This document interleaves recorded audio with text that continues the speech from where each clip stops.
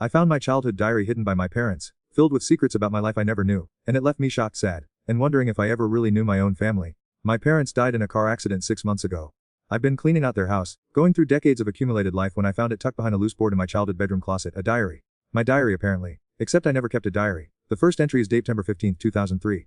I would have been in 7th grade. The handwriting is definitely mine. That weird way I used to make my A's, the slanted letters I grew out of in high school. But the words, Mom and Dad had another fight today. Dad a plate and it broke against the kitchen wall. Sarah, my little sister, hid in my room and wouldn't stop crying. I told her we were playing a game where we had to be really quiet, like mice. She believed me. I hate lying to her, but I don't know what else to do. I don't remember any of this. My parents never fought. They were the perfect couple. Married 35 years, still held hands at dinner. Sarah and I always joked about how disgustingly in love they were. But here's my 12-year-old self documenting a completely different reality. October 3, 2003. Dad didn't come home again last night. Mom made pancakes for breakfast, but her hands were shaking so bad she burned them all. She told us Dad was working late on a big project. Sarah asked why his project smells like perfume. I changed the subject quick. My stomach is churning. I keep flipping pages, hoping this is some kind of elaborate prank or maybe I'm losing my mind from grief. But entry after entry it's all there. Dad's affairs. Mom's, Sarah's nightmares. Me trying to hold everything together while being just a kid myself. November 12, 2003. Found Mom passed out on the kitchen floor when I got home from school. Sarah was supposed to be at soccer practice, but she was sitting next to Mom, trying to wake her up. I called 911 but told Sarah that Mom was just really tired. The paramedic said she'd be fine, just needed to be more careful with her medication. Sarah asked why Mom's medicine smells like the stuff Dad keeps in his office cabinet. I'm crying now. Sobs that come from somewhere deep I didn't know existed. How do I have a diary full of trauma that feels like someone else's life? I call Sarah. It's late, but she picks up on the second ring. Hey, you okay? You sound weird. Sarah, do you remember Mom and Dad fighting when we were kids? Long silence. Too long. Why are you asking me this? Just, do you remember? Of course I do. Her voice gets quiet. Do you really not remember, or are we still playing the game? The game. The game where we pretend everything was perfect. I tell her. I think we need to talk. She drives over immediately, still in her pajamas. When I show her the diary she doesn't look surprised. She looks relieved. I wondered when you'd remember, she says, sitting on my parents' old couch. Said trauma affects everyone differently. You just blocked it all out. Completely. What therapist? The one Mom and Dad made us see after the CP's visit. A CPS, Chilled Protective Services. I flipped through more pages. January 8, 2004. A lady came to school today and asked me lots of questions about home. I told her everything was great because that's what you're supposed to say. But then she asked about the bruise on Sarah's arm, and I didn't know what to say. Sarah told her she fell off her bike, but I saw Dad grab her when she spilled juice on his papers last week. I look at Sarah. Really look at her. She's got that same expression she had when we were kids, protective, cautious, like she's waiting for the next shoe to drop. How bad was it? I'd ask. Bad enough that I still flinch when people raise their voices.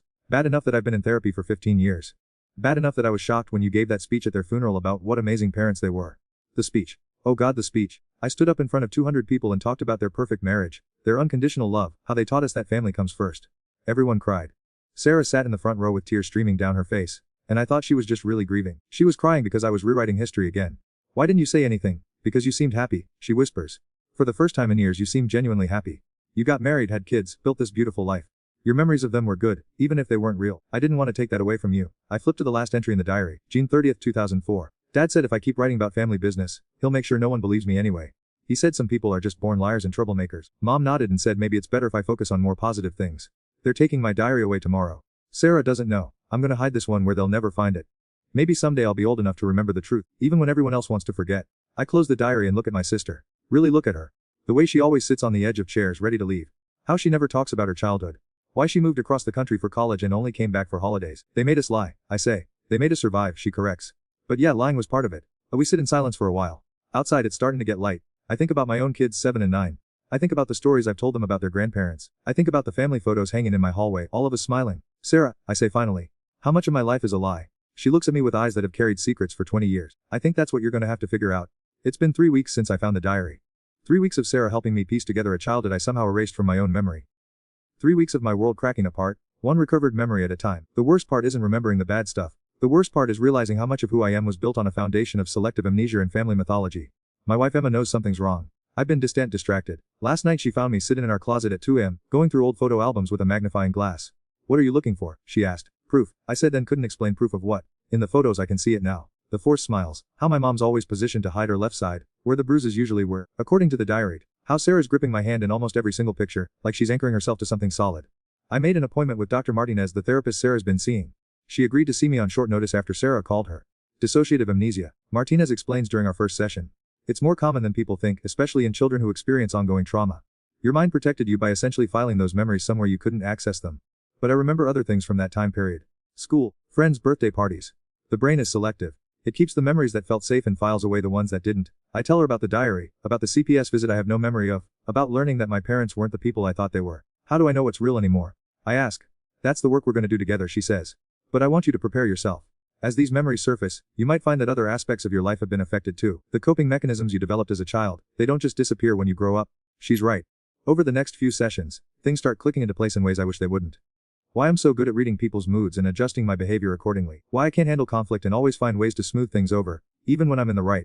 Why I'm constantly worried about everyone else's comfort and happiness, sometimes at the expense of my own needs. And why when Emma and I hit our rough patch 2 years ago, I did what I did. I haven't thought about Marcus in months. Tried not to anyway. But sitting in Dr. Martinez's office talking about childhood survival mechanisms, it all comes flooding back. Emma and I were going through a hard time. She just had a miscarriage, her third one, and the grief was consuming both of us in different ways. She pulled inward, barely speaking for weeks. I felt helpless, useless. Every attempt I made to comfort her seemed to make things worse. Marcus was a colleague recently divorced, good at listening. We started grabbing coffee after particularly stressful days at work. Just talking, I told myself, just being supportive. But I can see now what I couldn't see then. I wasn't just attracted to him, I was addicted to how he made me feel. Around him, I didn't have to be constantly monitoring someone else's emotional temperature and adjusting myself accordingly. I didn't have to fix anything or smooth anything over. I could just exist. It started innocently. I tell Dr. Martinez, just conversations. When did it become more than conversations? The question I've been avoiding for 2 years. When Emma found out about the coffee meetings and asked me to stop seeing him, Dr. Martinez raises an eyebrow. She asked you to stop, and that's when it escalated. I felt controlled, like she didn't trust me. Even saying it out loud, I can hear how pathetic it sounds. So instead of stopping, I just got better at hiding it. The first time I kissed Marcus was in his car after a work happy hour. Emma thought I was having drinks with the whole team, which was technically true for the first hour. But then it was just Marcus and me. And then it was his car in the parking garage. And then it was everything I'd spent my whole life being too responsible and too concerned with other people's feelings to do. I told myself it wasn't really an affair because we weren't sleeping together. Just kissing, just touching, just spending hours talking about things I couldn't talk about with Emma. How long did this continue? Dr. Martinez asks. 6 months. And how did it end? This is the part that makes me sick to remember. Not because of what I did, but because of who got by it. Emma found out, I say, but not the way you'd think. Emma didn't find texts or emails or lipstick on my collar. She found out because our 9-year-old daughter Lily came home from school one day and asked why Daddy was holding hands with someone who wasn't Mommy at the ice cream place downtown. Marcus and I had started meeting in different places, thinking we were being discreet. But a Tuesday afternoon at the ice cream shop during school hours felt safe. What we didn't know was that Lily's class was on a field trip that day, and the route took them right past the window where we were sitting. I remember Emma's face when Lily asked the question. The way all the color drained out of it. The way she sent Lily upstairs to play and then turned to me with an expression I'd never seen before. She's 9, Emma said, 9 years old, and she had to see her father betraying her mother. That's when I realized what I'd really done. It wasn't just about Emma and me anymore. It was about our kids, who now had a front row seat to their family falling apart. I ended it immediately. I tell Dr. Martinez. How did Emma react? She asked me to leave. I've been staying at my sister's for the past 6 months. And your children. This is the part that keeps me awake at night. Lily, who used to run to me when I got home from work, now barely makes eye contact. Our 7-year-old son Jake keeps asking when I'm coming home, and I don't know what to tell him because Emma and I are in couples counseling but nothing feels fixable. They're confused. Lily told Emma she doesn't trust me anymore. Dr. Martinez nods. Children often blame themselves when families break apart, even when the situation has nothing to do with them. She asked Emma if it was her fault I don't love them anymore. The words hang in the air. I start crying again, the way I've been crying constantly for 3 weeks. But these aren't tears of self-pity anymore, they're tears of recognition. I did to my children what my parents did to me. I created a reality where their family wasn't safe or predictable. Where the adults they depended on couldn't be trusted to tell the truth or keep their promises. I always swore I'd be different. I tell Dr. Martinez. I was going to be the kind of father who protected his kids from family drama, who made them feel secure. And yet you repeated the pattern. I destroyed their sense of safety just like my parents destroyed mine. The only difference is they'll remember it. Dr. Martinez leans forward. The difference is that you have a chance to take responsibility and do better. Your parents never gave you that. But sitting here, thinking about Lily's face when she realized her daddy was capable of lying and betraying the people he's supposed to love most, I'm not sure doing better is enough. Some damage can't be undone. Some trust, once broken, doesn't heal. And some mistakes follow you forever, no matter how sorry you are. 6 months later, I'm sitting in a courtroom listening to a judge decide how often I get to see my own children. Emma's lawyer is methodical, clinical. My client is requesting supervised visitation initially, Your Honor. The children have experienced significant trauma, and we believe a gradual reintegration is in their best interest. Supervised visitation like I'm a danger to my own kids. Maybe I am. The mediator recommended it after Lily had what they called an episode during one of our court-mandated family therapy sessions. We were talking about trust, and the therapist asked if there was anything she wanted to say to me directly. I don't know if you're telling the truth anymore. She said, not looking at me. About anything. When you say you love me, I don't know if that's real, or if you're just saying it because you're supposed to. Jake, who's 7 and doesn't fully understand what's happening, started crying because his sister was upset. Why is everyone sad all the time now? He asked. The therapist ended the session early. That was 3 weeks ago. Since then, I've been seeing Dr. Martinez twice a week, trying to understand how I became someone who could the people I love most while telling myself I was protecting them. The pattern is clear, she explains during one session. Your parents taught you that love and deception go hand in hand, that you can care about someone deeply while lying to them for their own good. That maintaining the appearance of a happy family is more important than actual honesty or connection. But I knew what they did was wrong. Intellectually, yes. But emotionally, their example was all you had. When your marriage got difficult, when Emma's grief made her less available, you reverted to what you learned in childhood. That when family life becomes uncomfortable, you find ways to escape while maintaining the facade. I think about this as the judge reviews our custody agreement. Emma sits across the courtroom with her lawyer, not looking at me. She's lost weight, looks tired. Her sister told me she's been having panic, something she never struggled with before. Mr. Chen, the judge says, looking at me over his glasses. I've reviewed the family therapist report and the recommendation from the mediator. I'm granting your request for visitation, but it will be supervised for the first 3 months. After that, we'll reassess based on the children's adjustment and your progress in counseling. Every other Saturday, from 10 a.m. to 4 p.m., I get to see my children in a room with a social worker taking notes. Outside the courthouse, Emma's sister Rachel approaches me. Emma wanted me to give you this, she says, handing me an envelope. Inside is a letter, written in Emma's careful handwriting. I've been trying to figure out what to say to you for months. The therapist says I need to express my feelings directly instead of just staying angry. So here it is. You didn't just cheat on me. You rewrote our entire relationship while I was grieving the loss of our baby. While I was struggling to get out of bed some days, you were building an emotional life with someone else and then coming home and pretending to be my supportive husband. But the worst part isn't what you did to me. It's what you did to Lily and Jake. They used to feel safe in our family. They used to believe that the adults in their lives could be trusted to tell the truth and keep promises. You took that away from them. Lily has nightmares now. She wakes up crying and asks me if I'm going to leave too. Jake keeps his backpack packed by his bed because he's afraid he might have to go live somewhere else suddenly. You say you're sorry and I believe you are. But sorry doesn't undo the damage. Sorry doesn't make Lily trust again or help Jake sleep through the night. I loved you for 15 years. I thought we were building something permanent together. I thought our kids were safe with you. I was wrong about all of it. Emma, I read the letter 3 times standing on the courthouse steps. People walk by, heading to their cars, their jobs, their intact families. Normal people who didn't up their lives because they couldn't handle their spouse's grief in a mature way. My phone buzzes. A text from Sarah. How did it go? Supervised visitation. I type back. Every other Saturday. I'm sorry. I deserve it, maybe. But the kids don't deserve any of this. She's right. Lily and Jake didn't ask for their father to be someone who runs away when things get hard. They didn't ask for their family to implode, because their dad couldn't figure out how to support their mom through a miscarriage, without finding someone else to make him feel better about himself. That evening, I sit in my apartment, a 1-bedroom place that's the opposite of the house Emma and I bought together, the house where my children's bedrooms now feel like crime scenes of my selfishness.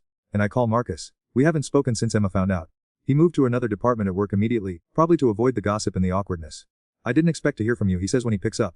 I wanted to ask you something. Okay. Did you know I was married when we started talking? Long pause.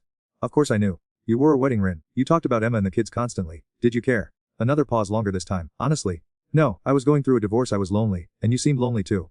I figured that was your business to figure out. And when it became more than just talking. Look, I'm not gonna pretend I was innocent in all this.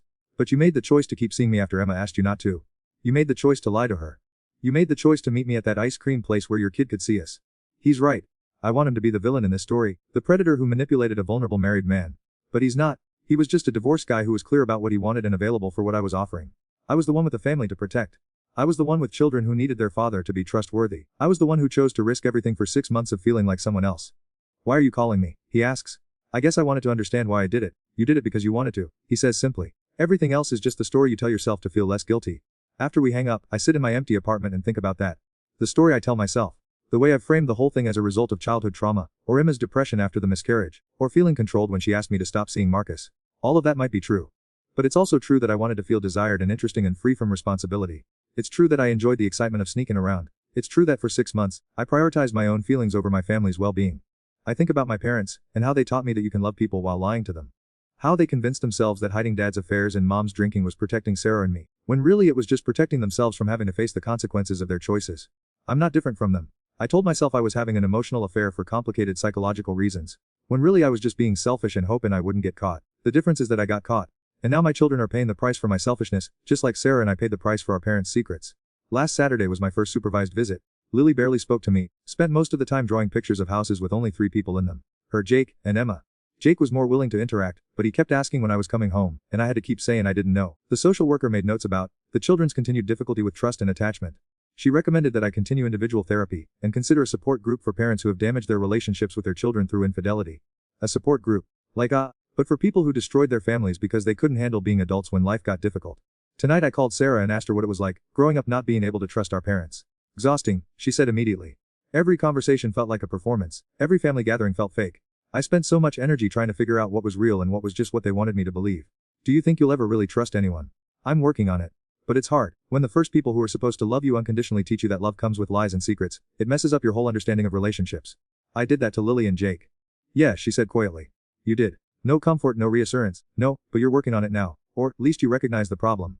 Just the truth. I destroyed my children's ability to trust the person who was supposed to be their safe harbor in the world. I taught them that even people who say they love you more than anything can look you in the eye and lie about the most important things. I became my father, and there's no amount of therapy or supervised visitation, or promises to do better that can undo that. The worst part is that I'll probably see them grow up to struggle with the same trust issues Sarah has. I'll watch them sabotage relationships or stay in bad ones because their normal meter is broken. I'll see them in therapy in their 30s, trying to understand why they can't believe people when they say they love them. And it will all trace back to the choices I made in those 6 months, when I decided that my temporary happiness was more important than their lifelong security. Some mistakes don't just the people you love, they echo through generations, creating new cycles of damage that ripple out long after you're gone. I thought I was breaking the cycle my parents started, but I was just passing it on in a different form.